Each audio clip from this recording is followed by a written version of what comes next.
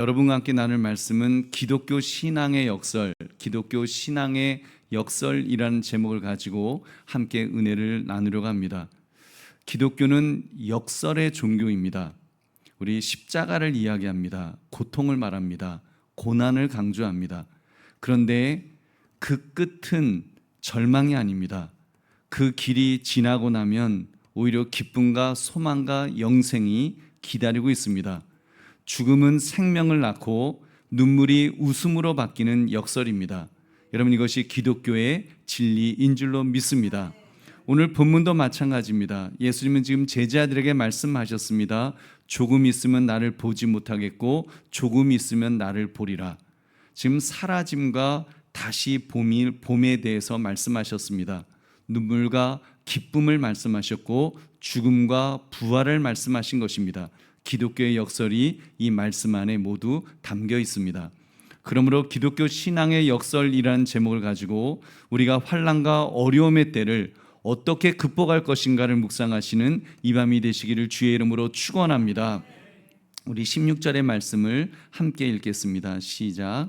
조금 있으면 너희가 나를 보지 못하겠고 또 조금 있으면 나를 보리라 하시니. 아멘. 지금 예수님의 죽으심으로 이제 보지 못하게 될 거다, 이 말씀을 하신 것입니다. 그리고 부활을 통해서 다시 나를 보리라고 말씀하셨습니다. 그 사이에 조금 있으면이라고 말씀하시죠. 조금 있으면 아주 짧은 시간을 뜻합니다. 실제로 그렇게 긴 시간은 아니었다고 할 수 있죠. 예수님께서 십자가에서 죽으신 시간과 부활하신 시간은 사흘이었습니다. 물리적인 시간으로는 기껏해야 40시간 안팎이었으니까 조금은 조금인 것 같습니다. 그러나 막상 예수님께서 십자가에서 운명하셨을 때 제자들에게 그 시간은 어땠을까요? 아마도 망가진 시계처럼 시간이 멈췄다고 느꼈을 것입니다. 그 죽음이 영원히 계속될 것이라고 그렇게 여겼을 테니까요. 한마디로 세상이 끝났다, 이제는 다 끝났다라고 그렇게 느꼈을 것입니다. 예수님께서 체포되시고 재판받고 십자가 처형을 받기까지 제자들에게 그 시간이 정말 어떻게 느껴졌을까요? 십자가에 달리신 그 모습을 보았을 때, 그리고 마지막 그 운명하실 때 그들에게 그 시간은 어떤 느낌의 시간이었을까요? 아마도 무척 긴 시간이었을 것입니다. 예수님께서 운명하시는 순간 세상이 멈춘 것 같은 그런 절망감을 느꼈을 것입니다. 여러분, 사실 우리가 사는 인생은 시간이 그렇게 길게 느껴지기보다는, 제가 생각해 보니까 제가 이렇게 묵상을 해 보니까 길다기보다는 짧게 느껴집니다. 짧아도 너무 짧습니다. 월요일 지나면 화요일이 되고요. 그러면 수요예배 드리고요. 수요예배 드리고 나면 이제 금요기도회 준비하다고 하고, 금요기도회 끝나고 나면 이제 토요일이에요. 그럼 바로 주일이에요. 여러분, 빨라도 너무 빠릅니다. 벌써 9월 둘째 주가 되었습니다. 아직 여름옷 아직 갈아입지도 않았는데 겨울을 향해서 지금 가고 있는 것입니다. 여러분, 그런데요, 빠르게 흘러가는 여러분의 시간을 길게 느끼고 싶으시다면, 세월이 너무 빨라요, 전 좀 시간이 좀 천천히 갔으면 좋겠어요, 그렇게 그걸 원하신다면 제가 방법을 알려드리겠습니다. 금식하십시오. 금식하시면 됩니다. 3일만 금식 작정을 딱 해도 아마 월, 화, 수 곡기를 내가 끊겠다, 3일 필요 없어요. 내일 아침부터 내가 금식한다 하시면, 그래서 주일까지만 금식한다, 이틀만 하셔도 아마 그때부터는 시간이 째깍째깍 가지 않고 째깍하고 째깍하고 그렇게 갈걸요. 아마 그러면서 아침이 얼마나 긴지, 점심 후 저녁은 오지 않는 시간처럼 멀게만 느껴지는, 여러분, 그렇게 될 것입니다. 여러분, 그러니까 힘들면 길게 느껴지는 거고요. 고통스러우면 그냥 시간이 그냥 멈춰진 것 같이 그렇게 느껴질 것입니다. 여러분, 정말 진통제로 이렇게 고통을 이렇게 달래는 그런 분들에게는 밤이 너무너무 긴 거예요. 그 시간이 안 가는 거예요. 아침이 되기를 바라는데 혼자서 그 통증과 막 싸우는 그런 분들 보면 얼마나 정말 그 시간이 길게 깨도 아침이 안 오는 그런 매일매일을 겪는 분들도 있습니다. 아무튼 제자들에게 예수님을 보지 못하는 시간, 예수님을 보지 못하는 시간은 어마어마하게 길게 느껴졌을 것입니다. 어쩌면 영혼이 그 다음은 오지 않을 것처럼 그렇게 절망했을 것입니다.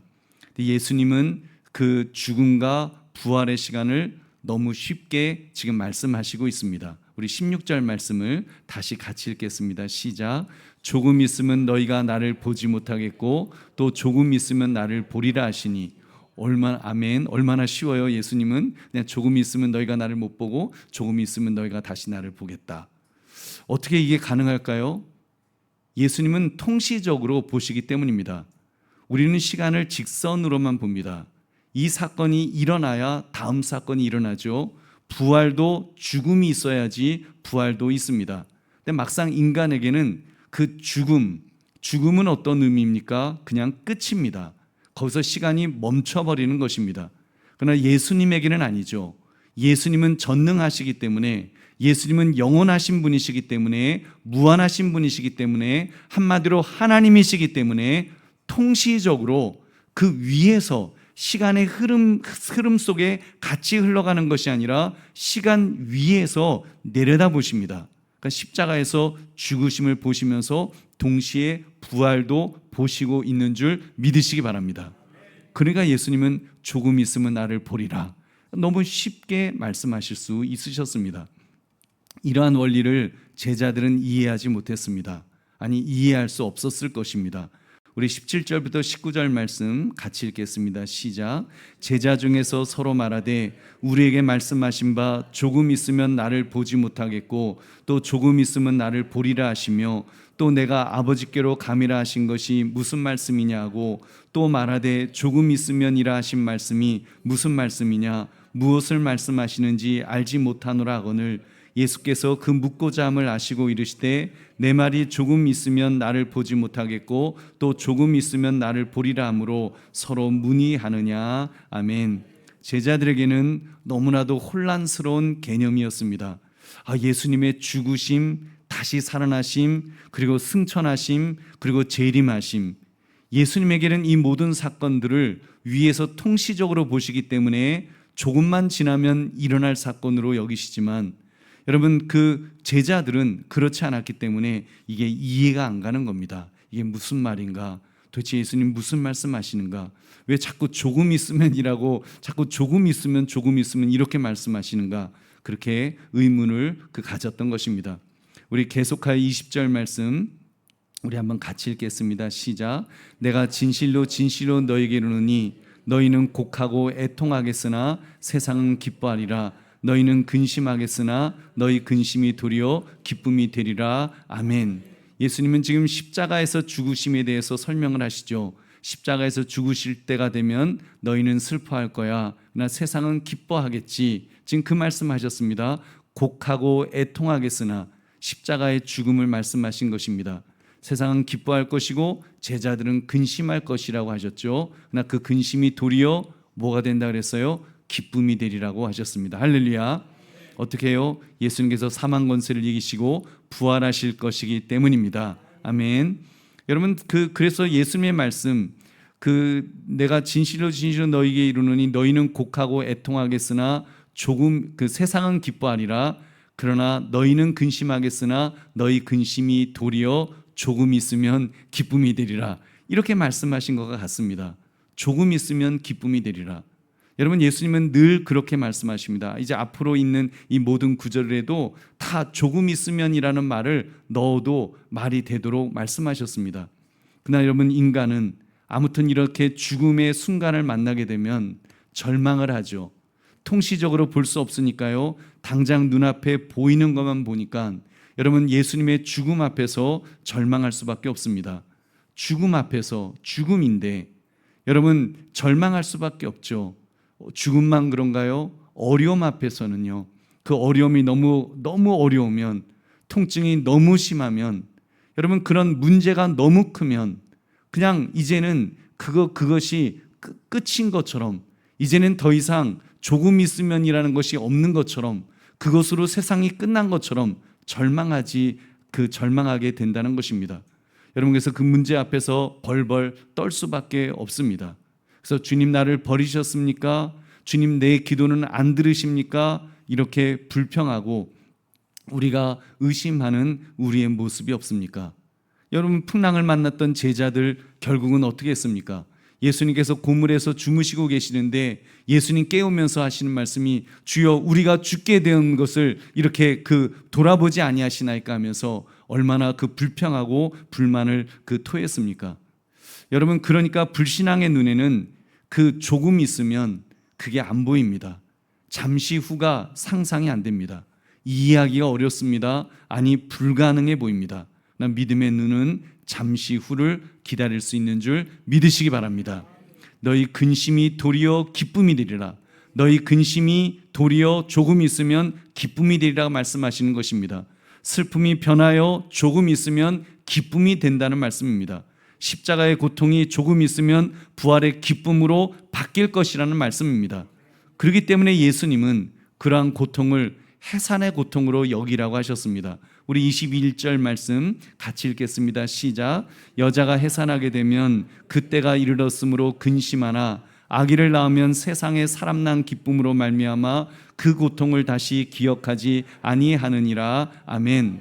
해산의 고통이 이런 것이죠. 당할 때는 이 세상 가장 큰 고통으로 느낍니다만 그 아기를 낳을 때는 그 고통을 느끼죠. 아기를 낳게 되면 그 고통을 기억하지 않는다고 하셨습니다. 어떻게 해요? 왜 그래요? 그 고통보다 아기가 더 사랑스럽기 때문인 줄로 믿습니다. 아기가 너무 사랑스러우니까 자기가 그동안 아팠던 것조차도 잊어버린다라고 주님 말씀하십니다. 여러분, 이와 마찬가지로 부활의 주님을 만나게 될 때 재림의 주님을 기다리는 것은 해산의 기쁨에 여러분 비교할 수 없는 것인 줄로 믿습니다. 그것보다 1000배, 만배, 억만배 더 기쁜 일입니다. 그 고통을 기억하지 않을 정도로, 못할 정도로 기쁜 일인 줄로 믿습니다. 그렇기 때문에 빼앗을 자가 없다고 하셨습니다. 22절 말씀, 지금은 너희가 근심하나 내가 다시 너희를 보리니 너희 마음이 기쁠 것이요 너희 기쁨을 빼앗을 자가 없으리라. 아멘. 더구나 예수님께서 부활하시고 그렇게 승천하시게 되면 여러분, 거기에는 이별이 있고 예수님의 죽으심이 있고 막 그런 것들이 있지만 부활하시고 승천하시게 되면 더 놀라운 일이 일어날 것이라고 약속하였습니다. 우리 24절 같이 읽겠습니다. 시작. 지금까지는 너희가 내 이름으로 아무것도 구하지 아니하였으나 구하라 그리하면 받으리니 너희 기쁨이 충만하리라. 아멘. 여러분, 그동안은 예수님께서 육신으로 함께 계셨기 때문에 이렇게 기도할 필요가 없었겠죠. 나 이제 예수님께서 승천하셔서 하늘 보좌 우편에서 우리를 위해 중보하시게 되면 더욱 확실한 응답을 받을 수 있게 될 것입니다. 예수님의 이름으로 기도할 수 있습니다. 기도하면 놀라운 일이 일어날 것입니다. 언제 일어납니까? 기도하고 조금 있으면 그때를 우리는 알지 못하지만 그 기간의 길이는 우리는 알 수 없지만 분명히 주님 말씀하신 것처럼 조금 있으면 여러분 그 놀라운 응답의 시간이 올 줄로 믿습니다. 구하라 그리하면 받으리니 너희 기쁨이, 거기도 그렇죠. 구하라 그리하면 받으리니, 아니죠. 구하라 그리하면 조금 있으면 받으리니 너희 기쁨이 충만하리라. 아멘. 여러분, 보배로운 성도님들, 기독교의 역설은 이것입니다. 어떤 슬픔도 조금 있으면 반드시 기쁨으로 바뀐다는 사실입니다. 십자가의 어둠은 부활의 빛으로 조금 있으면 반드시 바뀝니다. 우리의 눈물은 반드시 소망의 열매로 바뀔 것입니다. 여러분, 기도하고 기다리면, 여러분 조금 있으면 분명히 응답이 있을 줄로 믿습니다. 그러므로 지금 여러분이 처한 삶이 아무리 암울하고 힘들고 고통스럽더라도 여러분 절망하지 마시기를 주의 이름으로 축원합니다. 아마도 여러분 중에는 부부 사이에 문제가 있을지도 모릅니다. 서로 말을 섞지 않습니다. 눈도 마주치지 않습니다. 한 지붕 아래 살지만 남보다 못한 사이가 된 지 오래일 수도 있습니다. 이럴 거면 왜 사나, 이런 생각이 머릿속에 맴돌 수도 있습니다. 차라리 혼자에게 낫겠다는 체념이 하루에 몇 번씩 찾아오지는 않으셨습니까? 여러분, 자녀 문제는 어떻습니까? 어떤 자녀는요, 방문을 걸어 잠그고 그리고 열어주지도 않고 대꾸도 하지 않습니다. 그 어떤 자녀는 전화해도 안 받습니다. 문자해도 읽지도 않습니다. 여러분, 부모로서 이제 해줄 수 있는 게 아무것도 없다. 무력감에 여러분 정말 밤잠을 설치고 있지는 않으십니까? 돈 문제는 어떻습니까? 다음 달 카드값과 공과금 낼 날은 다가오는데 통장 잔고는 바닥입니다. 근데 문제는 월급날까지 그 남은 하루하루가 정말 피가 마를 정도로 너무너무 길게 느껴질 수 있습니다. 직장인에게 또 월요일은 트라우마에 가깝다는 말도 하죠. 일주일을 어떻게 버텨야 되나, 월요일이 되면 한숨부터 나옵니다. 화요일은 영영 오지 않을 것처럼 지긋지긋한 월요일 하루가 영원히 반복될 것처럼 그런 여러분 하루를 이제 보내야 될지도 모릅니다. 그래서 우리가 절망하고 고통스럽고 괴롭고 우리 인생은 그냥 끝이다. 이제 조금 있으면 그런 거 없이 여기가 끝이다. 그냥 여기가 종점이다. 종착역이다. 여러분, 이렇게 느껴지시는 분은 안 계십니까? 그렇다면 오늘 말씀을 꼭 기억합시다. 바로 지금 그런 고통 속에 있는 여러분에게 주님이 찾아오셔서 하신 말씀이 바로 이것입니다. 조금 있으면. 여러분, 나에게 현재 닥쳐온 고통과 고난이 아무리 크다고 할지라도, 그리고 그 고통의 시간이 아무리 길다고 할지라도 주님께서 말씀하신 것을 기억하십시오. 너희가 나를 보지 못하겠으나 조금 있으면 나를 보리라. 너희가 곡하고 애통하겠으나 근심하겠으나 조금 있으면 너희 근심이 도리어 기쁨이 될지라. 해산하게 되면 근심하지만 조금 있으면 아기가 태어나는 것처럼 기쁨을 느낄 것이다 라고, 그 고통을 다시 기억하지 않을 정도의 기쁨이 올 것이라고 주님 말씀하십니다. 할렐루야. 지금은 근심하나 조금 있으면 내가 너희를 보게 될 텐데 마음에 기쁨이 넘치게 될 것이다. 그 기쁨을 빼앗을 자가 없을 정도의 그런 기쁨을 주겠다라고 우리 주님 약속하였습니다. 그 약속을 붙드시기를 주의 이름으로 축원합니다. 이 원리를 잊지 맙시다. 주님께서 말씀하신 원리는 간단합니다. 어떤 고통, 어떤 고난이라도 조금 있으면 회복될 것이다. 슬픔이 사라지는 것이 아니라 기쁨으로 변화할 것이라고 말씀하십니다. 고통이 끝이 아니라 생명을 낳는 과정이 될 것입니다. 부활의 기쁨을 누리게 될 것인데 누구도 빼앗을 수 없다는 역설의 진리, 이것을 붙드시기를 다시 한번 주의 이름으로 축원합니다. 이 역설의 진리를 붙들기 위해서 우리가 해야 할 일이 있습니다. 그것은 바로 주님의 이름으로 구하는 것입니다. 여러분, 힘드니까, 고통스러우니까 여러분, 우리 주님께서는 구하라고 하셨습니다. 주님께서는 절망하지 말고 구하고 주님 앞에 엎드려 기도하고 그리고 기다리라고. 그러면 조금 있으면 주님은 주님의 때에 틀림없이 응답하신다라고 약속하신 줄 믿으시기 바랍니다. 조금 있으면 나를 보리라. 조금 있으면. 여러분, 예수님께서는 분명히 그렇게 말씀하셨고 그렇게 응답하셨습니다. 아마 여러분의 삶도 그러셨을 것입니다. 분명히 내가 고통스러울 때는, 내가 기도하는데도 응답이 없는 것 같을 때는 정말 끝없는 캄캄한 어둠의 시간 같지만 어느 날 보니까 조금 있으면의 시간이 왔더라고요. 조금 있으면의 시간이 오고 다시 회복해 하시는 하나님의 은혜가 임한 줄로 믿습니다. 그래서 우리는 지금 오늘까지 온 것입니다. 그리고 우리는 고백하는 것입니다. 여러분, 정말 지금까지 지내온 것 주의 크신 은혜라고 고백할 수 있는 것은 바로 조금 있으면이라고 말씀하시는 주님께서 그 회복해 하시는 하나님의 말씀, 그 은혜가 있기 때문인 줄로 믿습니다. 여러분, 그러므로 눈물의 기도를 드립시다. 여러분, 그 눈물이 기쁨으로 바뀌는 순간을 주님께서 반드시 허락하실 것입니다.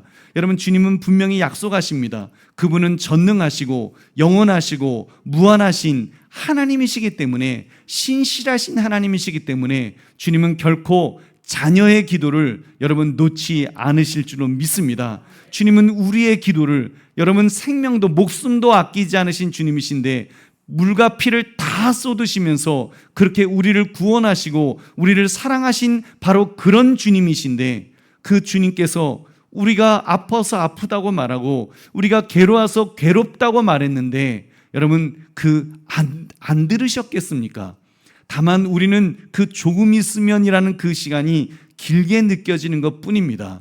여러분, 주님에게 기도했으면 반드시 응답되는 줄 믿으시기 바랍니다. 여러분, 여러분의 기도를 통해서 내일 기쁨을 낳게 하시는 그 주님의 은혜를 붙들고 살아가시기를 다시 한번 주의 이름으로 축원합니다. 말씀을 맺습니다. 기독교는 이렇게 역설의 종교입니다. 십자가는 패배처럼 보였지만 구원의 승리가 되었습니다. 무덤은 끝처럼 보였지만 부활의 시작이 되었습니다. 여러분, 오늘 우리의 잠시 후도, 조금 있으면이란 이 잠시 후도 반드시 그럴 것입니다. 조금 있으면 너희가 나를 보지 못하겠고 또 조금 있으면 보리라. 주님의 약속입니다. 조금 있으면, 지금 아무리 힘들어도, 아무 응답이 없는 것 같아도 조금 있으면 주님을 만날 수 있습니다. 자잘한 만남이 없다 할지라도, 어쩌면 정말 우리의 그 시간이 너무 길게 느껴져서 주님, 내 기도는 응답하지 않으세요? 라고 생각이 든다 할지라도, 그리 아니하실지라도, 여러분, 주님이 약속하신 것이 있죠. 내가 천국 가서 주님을 만나든지 아니면 주님이 재림하셔서 나를 만나러 오시든지, 여러분, 그날은 확실하게 약속되어 있습니다. 여러분, 그 약속 안에서 우리는 살아가는 자들입니다. 우리는 이미 궁극적인 가장 큰 약속 안에서 우리는 그 약속을 확실하게 붙들고 살아가는 자들입니다. 그렇다면 조금 있으면이라는 그 시간 때문에, 그 시간 안에서, 그 시간이 길게 느껴지고 짧게 느껴지는 그 속에서 여러분, 우리 너무 일희일비하지 말고 우리 정말 그 약속의 주님 바라보면서 믿음으로 살아가시기를 주의 이름으로 축원합니다. 그러므로 기독교 신앙의 역설이란 제목처럼 이 역설의 진리를 깨달아서 어떤 형편, 어떤 처지에서도 낙심하지 마시고 우리는 그리스도 안에서 소망, 정말 주님 재림하시는 주님, 또 내가 오늘이라도 내가 달려가서 주님 만나게 될 그 주님과의 그 만남, 여러분, 내가 천국 가서 주님을 만나든지 주님이 재림의 주님으로 오시든지 아무튼 주님 만나게 될 그 약속은 분명하니까, 여러분, 지금 이 시간이, 그 조금 있으면 시간이 좀 길고 짧은 것 때문에 불안해하지 마시고 그 주님 바라보시고 그 주님을 의지하시기를 주님의 이름으로 축원합니다. 우리 기도하겠습니다. 말씀 생각하시면서 우리 기도하시는데 우리 찬송 한 장 부르고 기도하겠습니다. 267장 찬송 부르고 기도하겠습니다. 267장